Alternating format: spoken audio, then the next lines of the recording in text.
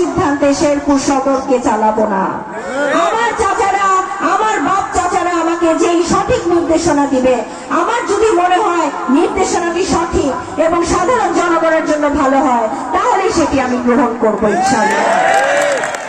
আমার এই রাজনৈতিক যুদ্ধে আপনারা থাকবেন তো? আপনাদেরকে পাশে পেলে, আপনাদেরকে নিয়েই তো আমার পরিকল্পনা, আপনাদেরকে নিয়েই আমার রাজনীতি।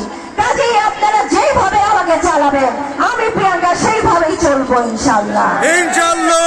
প্রিয় চাচারা, আপনারা আপনাদের মেয়ে ডাক্তার প্রিয়াঙ্কাকে ভালোবাসেন তো? সত্যি বাসেন? ধানি শিশুর প্রতীককে ভালোবাসেন? শেরপুর সদর 1 আসনের দীর্ঘ ইতিহাসে যে প্রতীক আসেনি, সেই প্রতীককে এবার নিয়ে আসতে পারবেন তো?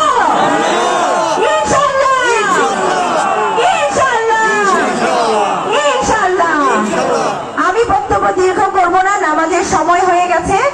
আমি অতি দ্রুতই আমার বক্তব্য শেষ করছি। তবে চাচারা, আজ চলুন একটা ওয়াদা নিন। চোখ বন্ধ করে বেগম খালেদা জিয়ার চেহারাটার কথা চিন্তা করি একটু। চোখ বন্ধ করে সবাই চিন্তা করেন, বেগম খালেদা জিয়া দীর্ঘদিন জেল খেটেছেন, তবুও আপোষ করেন নাই। সন্তানকে হারিয়েছেন, কেঁদেছেন, কিন্তু প্রতিবাদ করেননি। বড় সন্তানকে দেখতে পাননি দীর্ঘদিন, কিন্তু তিনি বিদেশ যেয়ে বসে থাকেননি।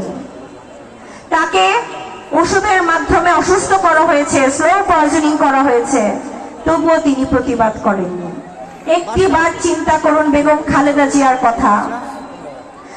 আমরা চলুন বেগম খালেদা